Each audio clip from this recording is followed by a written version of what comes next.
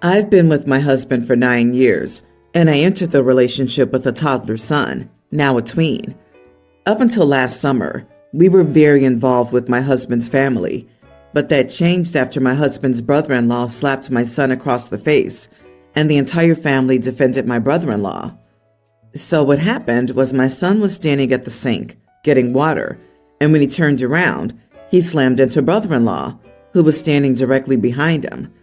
Brother-in-law had just had surgery on his back a few weeks prior, so my son running into him tweaked his back, and he immediately struck my son in the face as an impulse reaction and made no effort to apologize. Told my son to watch what he was doing next time and joked that he was lucky it wasn't worse. I wanted to punch you, so you're lucky it was just a slap. My son was not only hurt by the smack, but also extremely embarrassed and went out to the car to cry. I lost my crap entirely, and so did my husband. I was pregnant during this time, and I told my husband at this point that his whole family was dead to me, and they were not meeting our baby. At that time, he agreed with me. We had our baby a couple of months ago, and I've stood my ground. His family's not meeting our baby. His entire family sided with brother-in-law, smacking my son across the face, and they have no business being around my son or my newborn. They can all get screwed. They've reached out several times expecting us to apologize for causing a scene and have told us to get over brother-in-law smacking my son, and again, no apologies have been made. But my husband's been acting super weird for about 2 weeks. He was barely speaking to me, barely texting me when he's at work like he usually does, etc. I finally asked him what was wrong, and he got angry and said somewhat defensively, "You've written off my entire family, but I'm expected to smile and play nice to your family?" We've literally seen my family once since having the baby. I reminded him of our agreement, and now he's backpedaling, saying, "You made that decision, not me." After turning the whole thing on me and making out like I was in the wrong, and repeatedly saying he didn't care how I felt, because right now, it's about how he feels, he said that I'm making him depressed.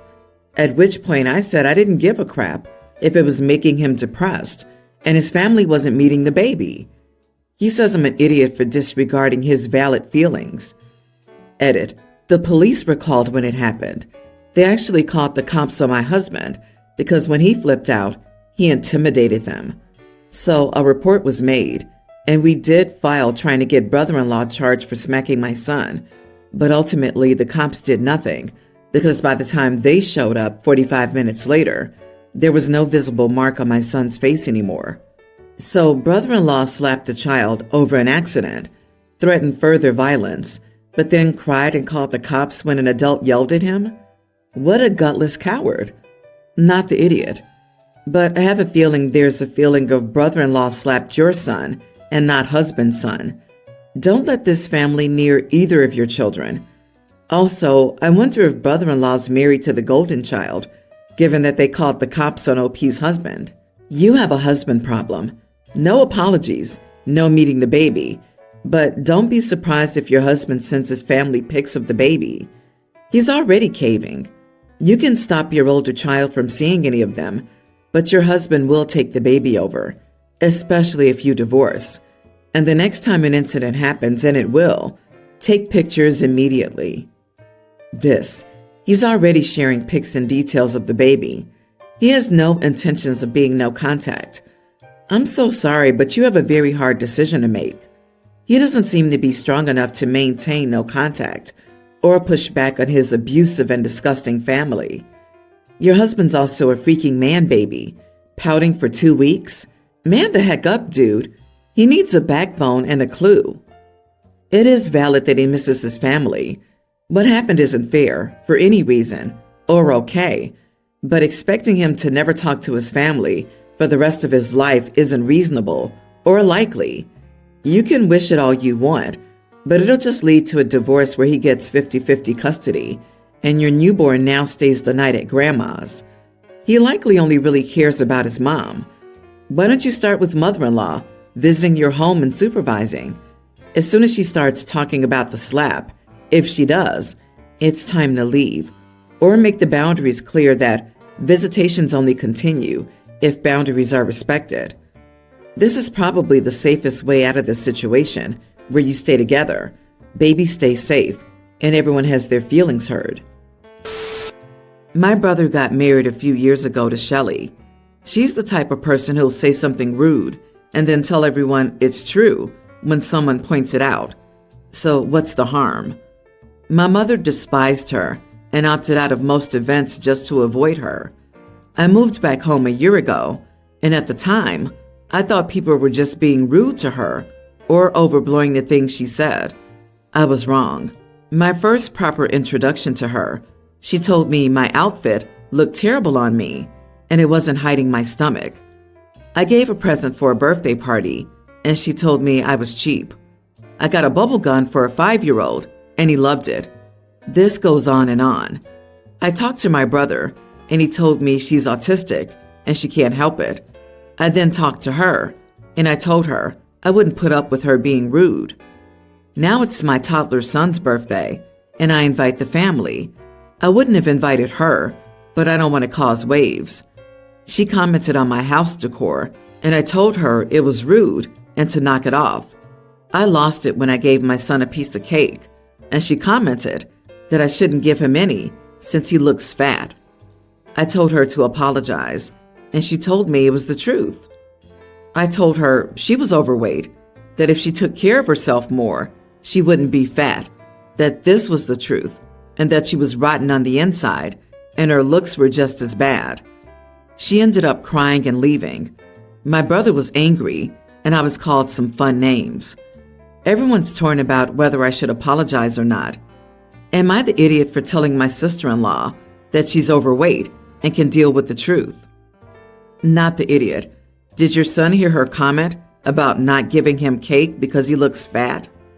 A comment like that can have a lasting effect on a child. My daughter, who's over 30 now, remembers a comment someone said about her looking fat when she was 8. She has never forgotten the comment. Having autism should not be an excuse for being rude and hurtful. Don't let her near your kids if she can't control her comments. I might get some flack for this, but not the idiot. If she truly lives by the mantra, well, it's true, then she should learn to eat her words. Why is it okay for her to act this way to everyone around her, but the second it's thrown back at her, you're the bad guy? She called your son fat, stating it's the truth. You responded that she's also fat, which is probably the truth. Don't dish it if you can't take it, in my opinion. Time and a place and being the truth doesn't make it okay. This really feels like an "I'm brutally honest, just deal with it" kind of cop-out to act erroneously like an unfettered idiot, which is not an excuse. I'd be surprised if this girl is actually genuinely autistic. Don't apologize, OP. The gloves are off when a grown-up adult talks smack about an innocent child like that. Your brother is a major idiot for enabling her and letting her insult your child. Don't throw stones when you're in a glass house. I definitely wouldn't invite her to future events. She has no care for others' feelings, and no one will care for hers. I, a female teen, have been on a diet for the last 6 months. I only eat low-calorie foods and drinks marketed as diet or healthy food, although they might be a bit of a scam, but whatever. I went to the fridge to get my salad, and it wasn't there, along with a few other things of mine. I asked my mom about it, and she said she threw all of my food away because she didn't want me dieting anymore. We got into a big fight, and I called her controlling, and she was really upset and said she was trying to help me, and I didn't appreciate her help. I don't understand what she's talking about. I don't get what the problem is with wanting to be healthy and actually looking after my body. She's told me before that she doesn't think I'm eating enough, but then she takes away my food? Like, actually, what the heck? It's so annoying too, because I don't want to eat high-calorie, unhealthy crap, and that's like most of what we have at home. So I have to spend money on getting my food again, but I honestly don't trust her to not get rid of it all again. My dad said I really upset her, and she's kind of angry at me now too. My mom has barely spoken to me, and my dad keeps telling me that I was cruel and to apologize to her. I don't know if I'm in the wrong. I thought it was normal not to be happy when someone gets rid of your food. So, am I the idiot? Edit. I'm 5'5" and 105 pounds. I used to be 136 pounds. My goal is 95 pounds. You are the idiot. You're 5'5" and 105 pounds, saying your goal is 95 pounds? Your mom's trying to save your life. As a teen, you're still physically and mentally developing. Starving yourself will do permanent damage and lock you into the cycles of an eating disorder. You need to get with an experienced nutritionist and therapist to help undo the very dangerous thought patterns that you've developed. Your mom is trying to save your life, so the best way to do so is to throw her food away and not talk about it? What a way to raise a teenager. If anyone is the idiot in this case, it's the mom, not for wanting the best for her child, but for the way she did. It speaks volumes about how she raises her daughter. Mom's actions aren't going to save her life. They'll push her more to stop eating altogether. Everyone's the idiot here. You shouldn't be on diets at your age unless you're being supervised by a professional. Let's start there. And yes, many diet products are a scam. And I'd like to add that many low-calorie products are actually less healthy than their full sugar counterparts. Is your mother controlling, though? She should have dealt with the situation in a different way, expressing her concerns to you before acting out like that. And your father's only entitled to be mad at you if he was present during your fight with your mom. Otherwise, he's the idiot for blindly choosing your mom's side and not hearing your version of the story. I've been married to my husband for 3 years now. He has one son. The boy's mother can't stand me. She hates that their father has found someone after 5 years of being divorced. Anyway, because of that, my stepson Jack and I don't have the best relationship. I'm not involved in his life because that's the way he and his mother want it. He won't speak to me when I try to converse, so I just don't bother anymore. I've offered to do things for him, but his mother always says she doesn't want that woman involved. To keep the peace, I stay out. Now, Jack and I are both musicians. I play several brass and wind instruments, as well as guitar. He's joined the band this year as a 9th grader. Naturally, he wants to play jazz guitar.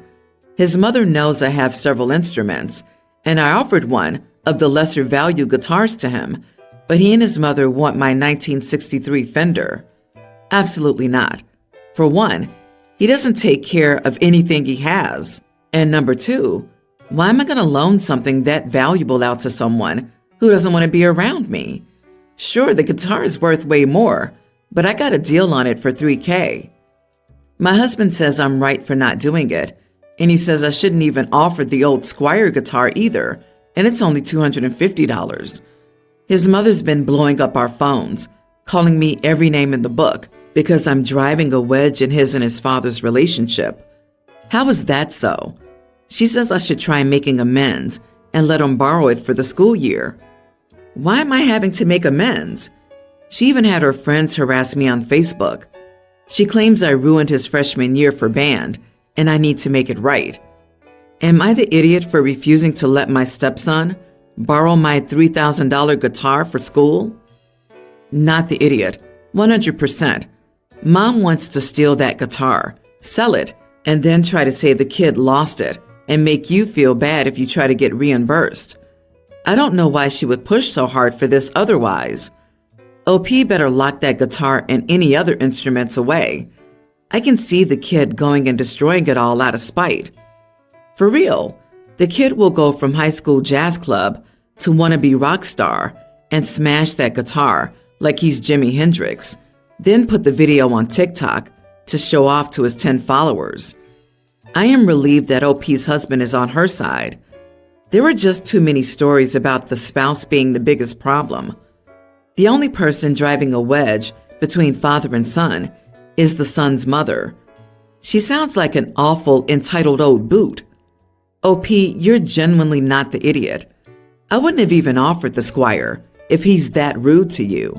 Keep your guitar safely under lock and key too, now. I can see it going missing if you're not vigilant. This past weekend, my sister-in-law, Susie, 24 female, came over to visit my wife, 30, and me, 34 male, for dinner and drinks. Susie had recently broken up with her boyfriend of 2 years, and it seemed like the sole purpose of her visit was to vent about him. No matter how often my wife or I tried to change the subject or talk about something else, Susie would find a way to bring it back to her relationship and ex-boyfriend. After about an hour of hearing about Susie's ex, I left the room and wandered off to find something else to occupy my time. But shortly after that, my wife came and asked me if I could start dinner earlier than planned because she was getting hungry. We have a pretty large island counter in our kitchen, and Susie and my wife sat there drinking wine while I cooked. Again, every word out of Susie's mouth was about her ex, and it wasn't just normal bad-mouthing. She was using a bunch of clinical and therapy buzzwords like narcissist, gaslighting, toxic, disregarding boundaries, etc. I tried to change the topic multiple times, but to no avail. I tried turning on music to drown out Susie's psychobabble, but she just talked over it. I finally told them that maybe they'd be more comfortable on the couch instead of on bar stools, but Susie insisted that she wanted to watch me cook, even though she hadn't paid any attention to anything other than her wine glass her ex-boyfriend. At one point, Susie described something her ex had done and asked me if it sounded like something a narcissist would do. I told her I wouldn't know because I'm not a psychologist, and I don't think I ever really interacted with a narcissist. She insisted on me giving my opinion, and I deflected again. After she insisted a third time, I asked her in a very sharp tone, "Do you have a degree in psychology, Susie? Are you a therapist? Or are you just regurgitating terms you've heard on TikTok? Just call your ex an idiot and move on, or get out of my kitchen. My God." My wife immediately scolded me, and Susie just sat there for a second before calling me an idiot and walking away, followed quickly by my wife. I had to finish cooking so I couldn't go after them. Eventually, my wife returned and told me that Susie had gotten an Uber home because she no longer felt welcome for dinner because of what I did. I told her that I politely tried to redirect the conversation multiple times and even gently asked them both to leave the room so I could cook. But Susie insisted on goading me about my opinion on something I care zero about. My wife told me I should have just humored Susie because she was going through a breakup and needed a safe place to vent.